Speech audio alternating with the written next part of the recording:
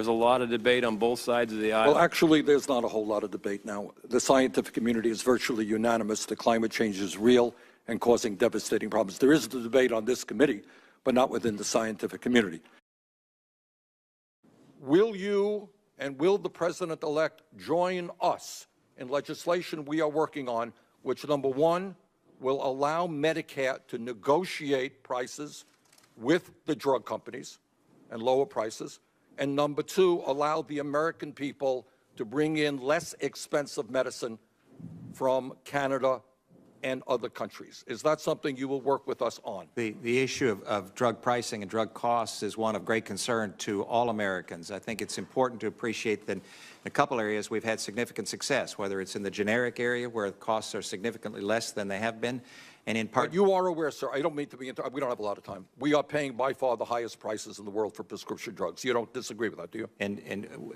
Do you disagree with that? I think that's the case. I'd have to look at the statistics. I think there are a lot of reasons for that, and if we get to the root cause of what that is, then I think we can actually solve it in a bipartisan way. One of the root causes is that every other major country on earth negotiates drug prices with the pharmaceutical industry. In our country, the drug companies can raise their prices. Today, they could double their prices. There is no law to prevent them from doing that. Will you work with us so that Medicare negotiates prices with the pharmaceutical industry?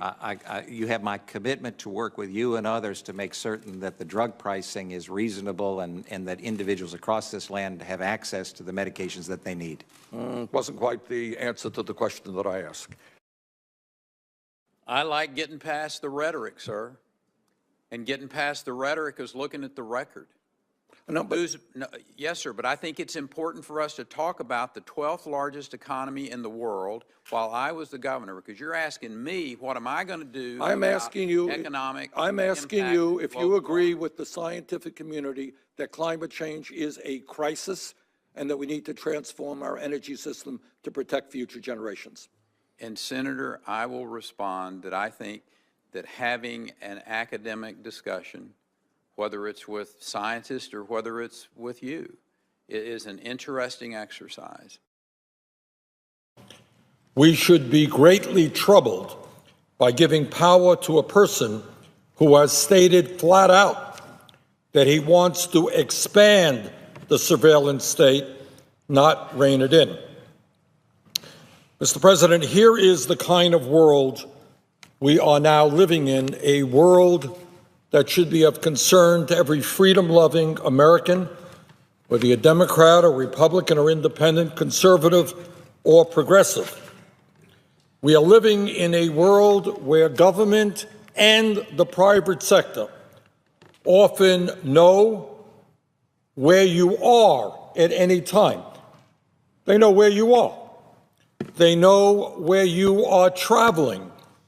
They know what books you are reading, what websites you are visiting, and maybe the emails you are sending out or reading. Would you be so kind as to tell us how much money your family has contributed to the Republican Party over the years? Senator, first of all, thank you for that question. I'm, again, was pleased to meet you in your office last week. I wish I could give you that number. I don't know. I have heard the number was $200 million. Does that sound in the ballpark? Collectively, between over my the years, entire yes. family, that's possible. Okay. My question is, and I don't mean to be rude, but do you think if you were not a multi-billionaire, if your family has not made hundreds of millions of dollars of contributions to the Republican Party, that you would be sitting here today? Senator, as a matter of fact, I do think that there would be that possibility.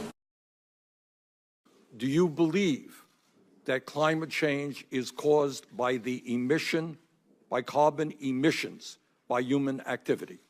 Senator, as I indicated, you weren't in here during my opening statement, but as I indicated in my opening statement, the climate is changing, and the human activity contributes to that in some manner. In some manner?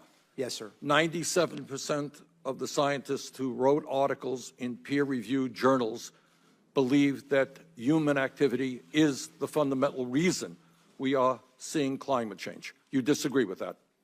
I believe the ability to measure with precision the degree of human activity's impact on the climate is subject to more debate on whether the climate is changing or whether human activity contributes to it. While you are not certain, the vast majority of scientists are telling us that if we do not get our act together and transform our energy system away from fossil fuel, there is a real question as to the quality of the planet that we are going to be leaving our children and our grandchildren.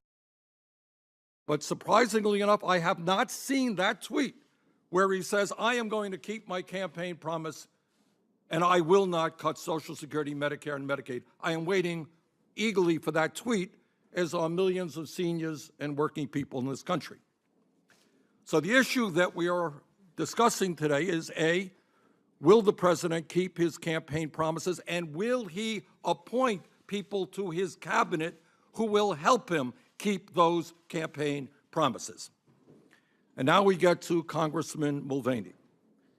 And to Congressman Mulvaney, I want to thank him for coming into our office. We had, I thought, a very productive, interesting discussion. But his views on Social Security, on Medicare and Medicaid are exactly opposite of what Trump campaigned on. Let me quickly run through Congressman Mulvaney's record.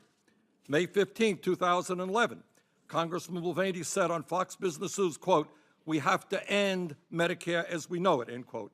April 28, 2008, Congressman Mulvaney said, quote, "Medicare as it exists today is finished," end quote. August 1st, 2011, Congressman Mulvaney said, quote, "You have to raise the retirement age, lower a pay cut, change the reimbursement system. You simply cannot leave Social Security the way it is." And here is the most important point I think that people have got to understand. The Republicans think they have a mandate. Let us not forget that Trump lost the popular vote by almost 3 million votes, that on virtually every major issue facing the people of this country, whether it is cutting Social Security or expanding Social Security, whether it's raising the minimum wage, whether it's pay equity, rebuilding our infrastructure, the American people want to go forward in a progressive way. They want, Republicans want, the wealthiest people to start paying their fair share of taxes. They want to cut Social Security. They want to cut Medicare. They want to cut Medicaid. Mr. Trump was right, and millions of people voted for him on the belief that he would keep his word. Well, it seems to me that Mr. Trump right now has got to do one of two things. Number one, if all that he was talking about was campaign rhetoric, then what he was obliged to do now is to tell the American people I was lying. Yeah, I said that I would not support cuts to Social Security, Medicare, and Medicaid, but I was lying. It was a campaign ruse. I just said what came to my mind to get votes. I had no intention of keeping my word. And if that's what he believes, if that's what the case was, let him come forward and say that. But if that is not what the case is, if he was sincere, then I would hope that tomorrow or maybe today he could send out a tweet and tell his Republican colleagues to stop wasting their time and all of our time. And for Mr. Trump to tell the American people that he will veto any proposal that